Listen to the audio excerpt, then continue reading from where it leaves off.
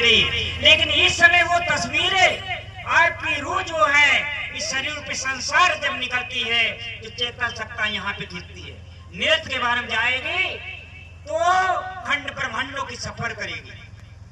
लेकिन जब सूरत का अभ्यास करोगे, सूरत के मार्ग से जब है ये जीव आत्मा जब नृत्य के बारे में आती है तो छटनी होती है, वहां कोई टिक नहीं सकता है। संग वेदी कितनी ताकत और रोशनी होती है। चौथे लोक बसत एक स्वामी जीव चराचर अंतर्यामी। वो चौथे लोक वासी है, 3 लोक में काल की रचना है? इस रचना में कर्म कांड नाना प्रकार के हो रहे हैं हर समस्या का समाधान करने के लिए, लेकिन इससे मुक्ति नहीं मिलेगी। देवी देवता भी चाहते हैं मुझे मानव का शरीर मिले, देवी देवता भी चाहते हैं मुझे मानव का शरीर मिले, और मानव के शरीर में जाकर कोई ऐसा महापुरुष के द्वारा ज्ञान मिले और अपना जीवन धन्य बना सके, मोक्ष छुटकारा मिल सके, आवागमन से अलग हो सके। लेकिन जितने काम जगत के ही सब विपरीत के, जितने उपदेश दूसरों को दे रहे हैं और वो अपना उपदेश में नहीं चल रहे।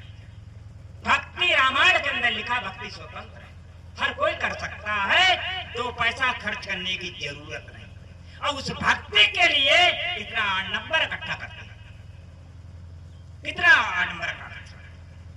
लेकिन उससे क्या होता है? मुक्ति मिलेगी। गरुड़ पुराण का पाठ क्यों पढ़ाया जाता है? उसे जीते जी क्यों नहीं सुनाते, मरने के बाद क्यों सुनाते? उसे जीते जी सुनाओ ना, मरने के बाद उसे कल्याण हो जाएगा? नहीं होगा। तो भाई जब तक मगर मग माने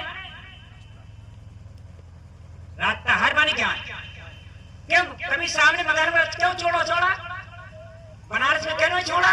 कारण क्या है? क्यों? अगर ज्ञान आपके पास है, हुनर है, तो आप कहीं भी चले जाओ मार नहीं खाओगे। और ज्ञान नहीं है, जहां भी जाओगे आपको धक्के लगेंगे।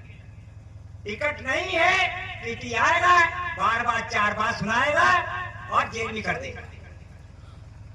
कान खोल सुन। इसीलिए जिसके पास नाम की टिकट है वो बाल बांका नहीं होगा। लेकिन कुछ ऐसा समय के आधार पे दी बातें मेरे बाबा गुरु कहते हैं, eyes are the windows of the soul. केवल उनको भजन करने की जरूरत नहीं, केवल उनकी दृष्टि पड़ते ही, नजर पड़ते ही उनकी रूह यानी आत्मा शरीर से बाहर